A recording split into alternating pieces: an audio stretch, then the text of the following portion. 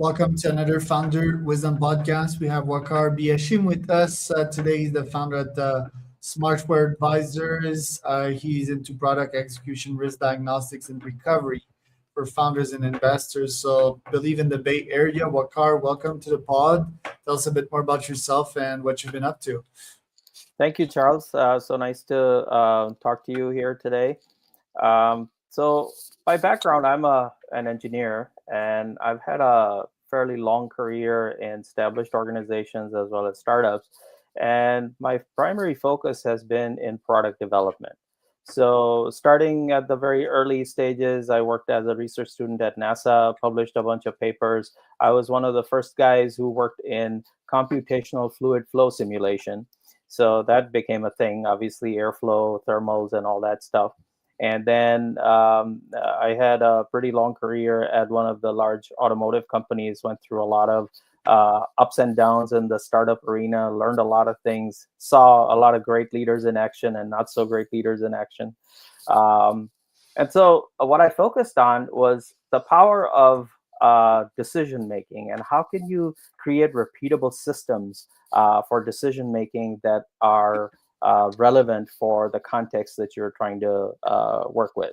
So about 7 years ago, I came to the Bay Area, started working at EV startup companies, and saw a lot of ups and downs there, of course, as you can imagine.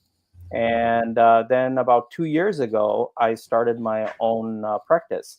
And primarily what I focus on is post-funding confusion in startups, especially at the early stages. A lot of times what happens is that when a startup gets funded, they have a, a basic product, like a proof of concept, and post-seed, now they're starting to hire technical people. They're starting to scale. They're starting to build out the product in real time. And so, first of all, the hiring process is not as easy as people think or imagine. It takes a while unless you have a team that's already ready to jump on and you already have an understanding with them. And so what happens is that if your idea is not robust and your systems are not basically pressure tested, so to speak, what happens is that it just starts fragmentation of the process. So what I do is I come in and I provide that certainty, and I provide that sort of clarity of decision making to make sure that you're staying focused on what you need to be able to achieve. And the VCs and investors benefit from it because obviously a lot of the funding is tied to milestones. So then we start planning out the roadmap and the framework based on those milestones to make sure that we can deliver. And one of the things that I have learned over time is that how do I sort of assess how the decisions are going to play out in the longer term, like looking at different ways the decision could play out, et cetera. So I help with that as well. So basically, working with the CEO and the founding team, trying to make sure that we navigate through all the challenges as best as we can. And then the other part that I am sort of very focused on is a lot of companies are, especially established companies, are in the process of looking at different startups, evaluating startups at different accelerator programs, et cetera, to say, okay, what if we buy the startup and we include this technology because there seems to be some kind of synergy between our organization and the startup, or it would create an adjacent product that will refresh our product portfolio, et cetera. But then what happens is that there are plenty of examples in the industry where the buying company imposes a bunch of restrictions on the startup. So the startup becomes sort of very restricted in the way they can do things. Their systems and processes get overridden by the purchasing company. So what I try to do is find the right balance between when you purchase an organization and how do you work within the sort of the uncertainty and the risk that comes with the startup, and how do you manage that risk in a reasonable manner. So those are the two basic areas of focus. And lately what I've been doing is I've been working on standardizing and using AI to build product development engines to help early stage founders.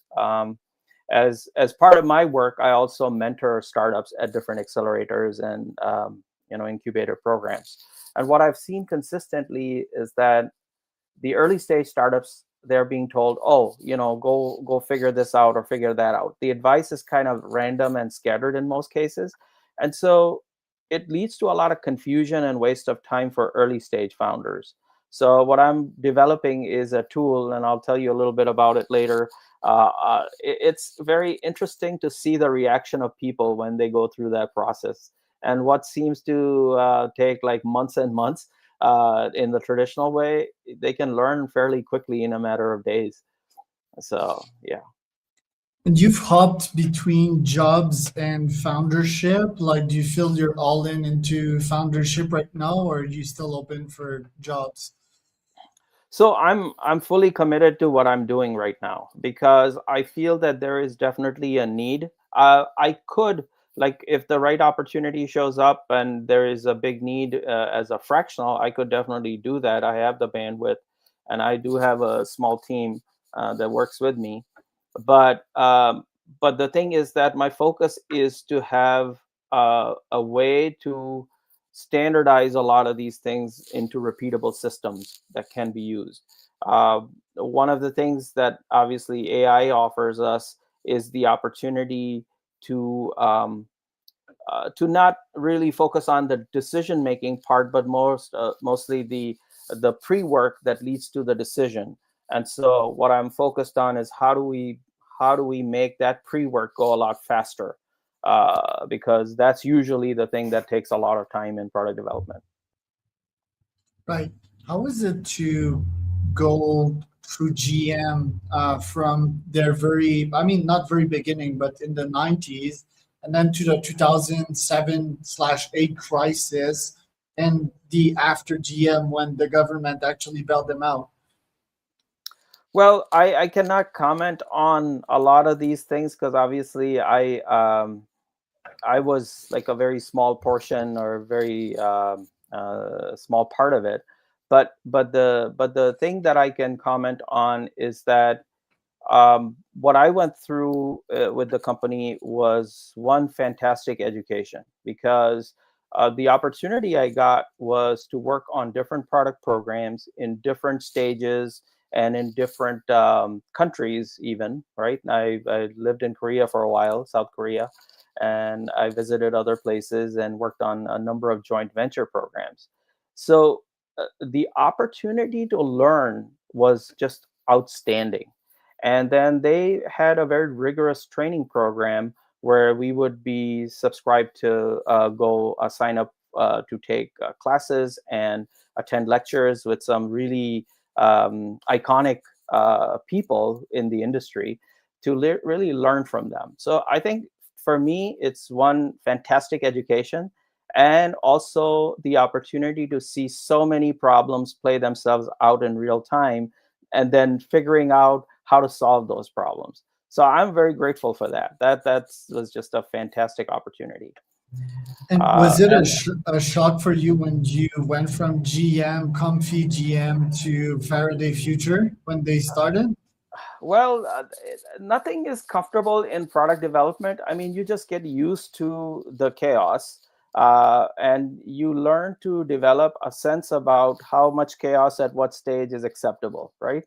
So, so that's where I was, and of course, transitioning from a established company to a startup is very different, right? The culture is different, the way the decisions are made is different, and the way the workforce is organized is very different.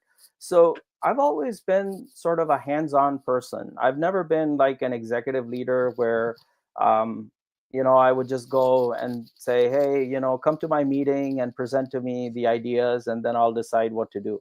I've always been like the roll up your sleeves and get into the mix of it and start talking to people to figure out what decision to make and how to make the decision, right?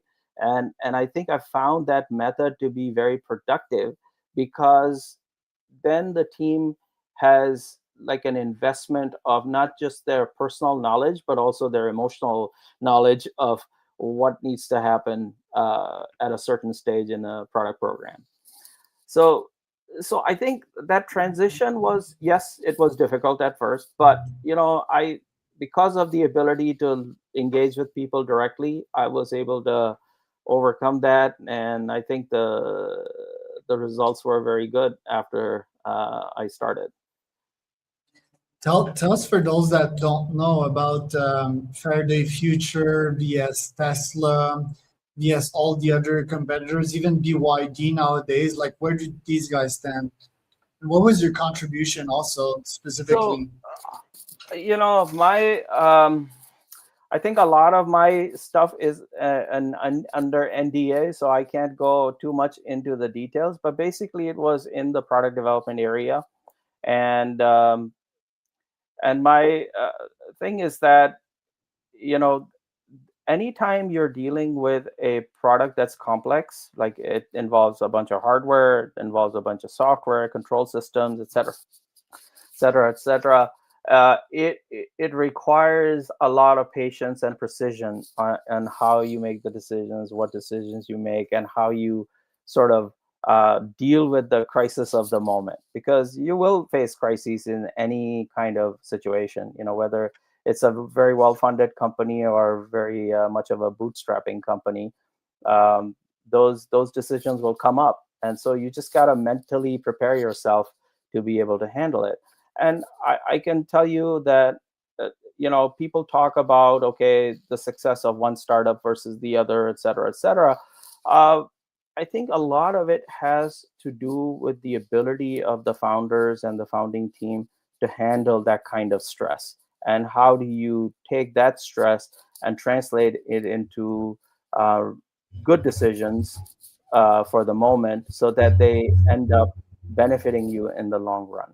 Obviously, not everything can be perfect, but to the extent possible, if you can um, sort of use the ability to visualize the consequences of the decisions that you're making, then you can be very, very effective and not get caught up in the emotions of the day-to-day problems. Nowadays, your clients, are they mostly in automotive, or have you done other niches in which you could add massive value on the product side? So I've done different types of projects, like um, automotive, most of them, but I've been in the sustainability part as well. Especially water recovery from wastewater systems and things like that, and as well as batteries systems. Like, how do you cool the batteries effectively and efficiently, because obviously with high speed charging and discharge cycles, etc., there is obviously uneven temperature buildup inside a battery pack, especially if it's a large battery pack. So those kinds of projects. But what interests me mostly is projects that are really profound in nature, like consequential things, like something that has an impact on the environment, something that has an impact on the efficiency of how a product is built or consumed by the user. So I mean, I find that what I've learned is applicable to a lot of different fields. Right. And tell me a bit more where you see most of these companies fail. Like, first place, I don't think I'd ever launch like another car company. It's so hard to get off the ground, and there's so much gigantic cost. And even if your product is great, like, consumers are always a bit weird, right? And it's just tough to lift off the ground. What major errors have you seen in most founders that try to create their own electric car companies, and what playbooks have you seen work? For example, the BYD playbook, the Tesla playbook. What have you seen that is like, wow, that's impressive, and I would definitely recommend that for other EV company founders?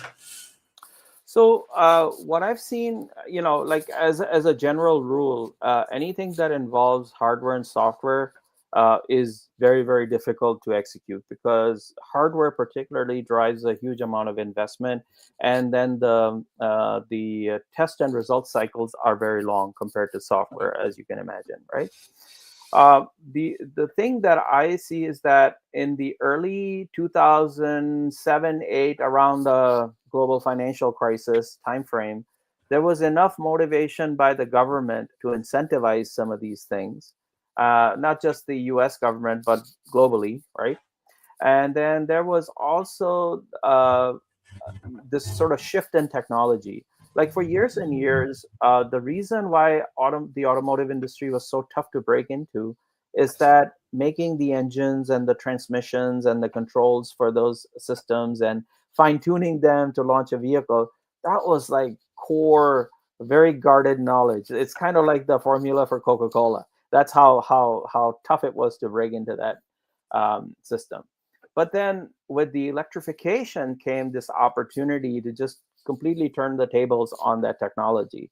And what people saw was an opportunity that all of a sudden this big moat that these traditional internal combustion engine companies had was just broken, right? And now and it's not only broken partially, but you get a product that could be really lively and very fun to drive, right? So, so I think from that standpoint, I think that was a huge trigger point for things to move in that direction.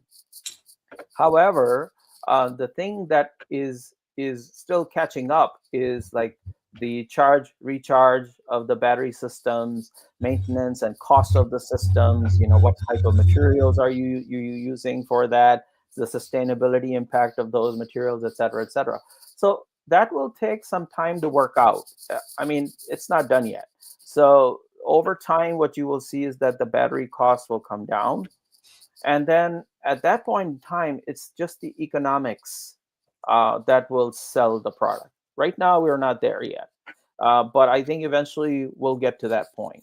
Uh, enough companies are working on this. And then obviously there's global competition. Like you can see companies from China, for example, are doing fairly well. And they are, they even announced, I believe, that they're bringing vehicles into Canada and they're already in Mexico.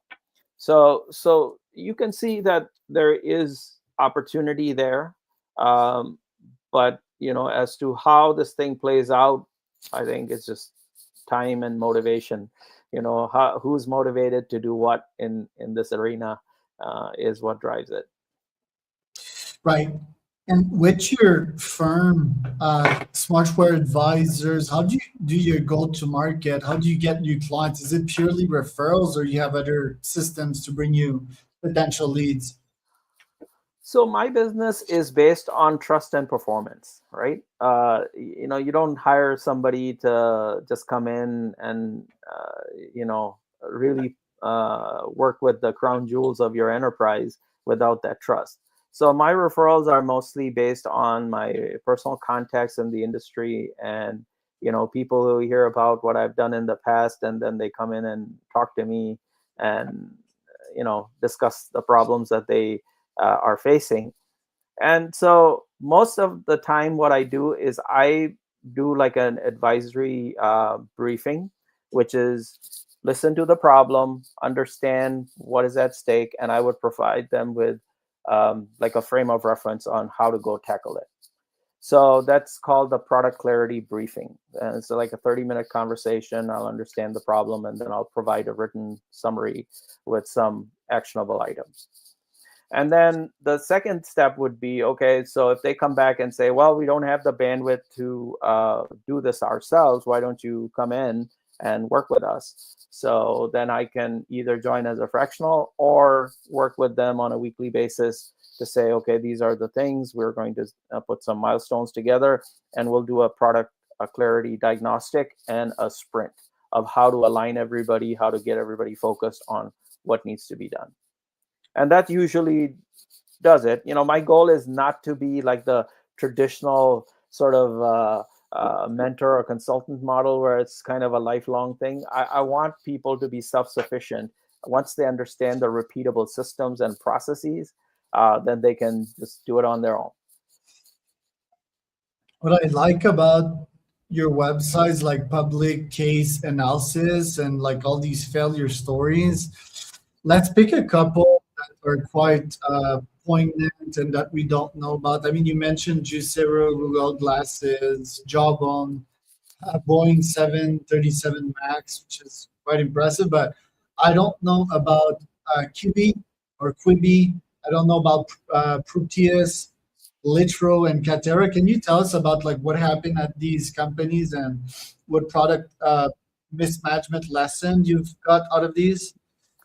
Well, I can talk in general terms because I obviously wasn't there at those companies, but I can give you some basic idea. And the core idea of all of these case studies is that no matter what stage of product development you are at, what happens is that once you go through the basic fundamental steps of creating a product, or at least have a vision of what the product should be, most people, or a lot of people, fall in the illusion of, well, because this assumption has stayed here for a certain time, it must be valid, right?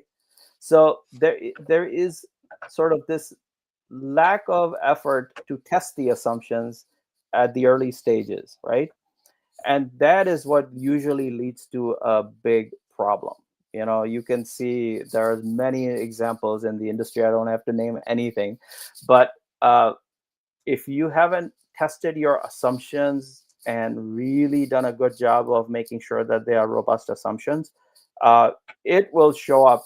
And sometimes it shows up very late in the stage of the development where you've already spent a lot of time, money, and resources. And then it would show up as, okay, now what do we do, right? So if you do the forensics of startup failure modes, whether it's a very well-funded startup or a bootstrap startup, it doesn't matter. It's a common thread, and you will see that at some point in time, it just becomes an unanswerable question. Okay, is this assumption really valid? And no matter how far you have built the product, if the assumptions start to crumble, fundamentals start to crumble, then there is really no way out. And I feel that startups are particularly vulnerable to this because startups really don't have a set of you know standard playbook or a game plan or decision making process in place. What people bring to it is from their past experiences, um, and so it's kind of a mishmash of different ideas and things.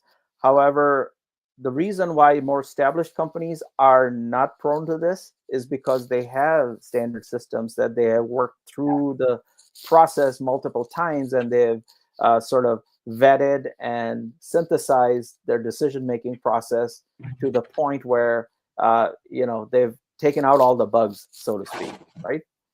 So, but what happens is that for more established companies, I find that if you go too far to the right on this whole process, that you make it so standardized and so cut and dry that there's no wiggle room, there's no latitude, that becomes their undoing as well, right? So it's a balance between having enough latitude to make decisions and being able to deal with new situations versus either of the two extremes. Right. I'm not sure if you can hear me. I switched to my AirPods Max talking about the a product, but tell me about your main goals this year. What do you want to achieve, generally speaking? Sorry, I could not hear you very clearly. Me? Um, yeah, what are your goals for this year is what I'm asking. Oh, for this year, right. So what I want to do is, my number one goal is to make sure that I bring this repeatable system to as many startups as I can, especially in the Bay Area, where there's a lot of energy around startups. Obviously, all kinds of technologies. I can particularly help startups that are dealing in hardware, like medtech startups, etc., um, as well as mobility and so on. But the other thing that I'm really interested in is, as I start to standardize a bunch of this work through using and building AI tools, we have created a tool called PD Builder. It's online now, and what it is that it solves a very basic problem for early stage founders. Like a lot of the people that I see coming in through incubators and accelerators, they have sort of a common theme of things that they're missing, like being able to define the problem clearly, being able to understand where the market is and who the competitors are, being able to understand, is their solution better than the workaround that people are normally using to solve that problem, right? So these are some of the fundamentals that I'm trying to address with this tool called PD Builder. And so far, the reception has been pretty good. I've been working with some university-based startup accelerator programs. And the feedback so far is that, I spent a year and a half trying to figure these things out, and now it's making sense. The other comment was, oh, everybody tells me to create a pitch deck, but I don't know how the different elements of the pitch deck work together. So now I understand it, because these are the sort of the mechanisms behind the scenes of how things are connected, right? So that's what I'm trying to do. And I've always had this tendency to sort of productize things. So I'm not really into the mode of just being a consultant, because I really don't like the idea of being a consultant. I want to be hands-on and in there with the teams, really helping them work their problems along, because every problem is different and unique. You can't apply a framework or a template to every problem and hope that the result comes out just great, right? Last but not least, you also work with VCs, right? What do you do exactly for them or their port calls? With who? Sorry, I can't hear you. VCs, venture capitalists? Yeah, so I have started working with them at a very high level. What I'm trying to do is help them understand that, especially at the early stage, VCs obviously are trying to help the startup, trying to make connections, trying to give them advice and guidance, etc. So, but what I bring to the table is the engineering and product knowledge to say, okay, let's look at setting up realistic goals and milestones, but also what is the execution plan to achieve those milestones. So like within a portfolio of companies that they might have, there may be overachievers on one end and underperformance on the other end. But it's not from a lack of enthusiasm and capability. It's just a matter of organizing themselves in a way that they can deliver on those things. A lot of times there is decision churn. Like a founder is stuck on a decision, and they go talk to 10 different mentors, and they all give them different ideas. So now how do you decide what's the right decision? Because you have to be able to mentally play out that decision that you're making into what could go right and what could go wrong, and how can I recover if something goes wrong. So I think that's the sort of the knowledge that I can bring to the table and help VCs as well. Well, Waqar, thanks for being on today. Where can people find out more about you? So people can reach out to me on my LinkedIn profile, Waqar B Hashim, and I am also available through Calendly links on my website, smartwareadvisors.com. And if there's any early stage founder who's curious about PD Builder, they can check out pdbuilder.com. It's going through its early pilot at different university-based startups, but accelerator programs. And so I'd love to get their feedback on that as well. So that was Waqar and Charles for another CEO